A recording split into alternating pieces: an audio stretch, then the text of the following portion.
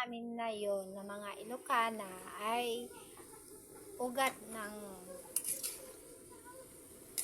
gabi, kung alam niyo yun. Ito yung ugat na kinukuha namin na masarap. Pwede ito isigang, pwede din to sa dinengdeng, adobo. At may nakuha kaming kaunting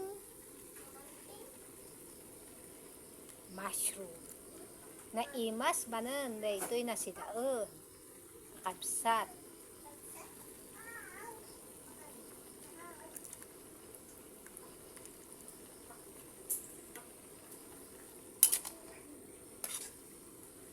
Ngayon sagpaw na ngum. Naimas. Kantayo basit, ti magic na. Pangpaimas ti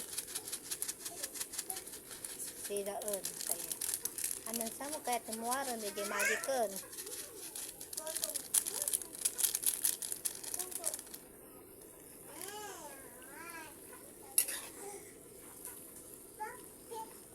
Saka tayo ikan ti suka.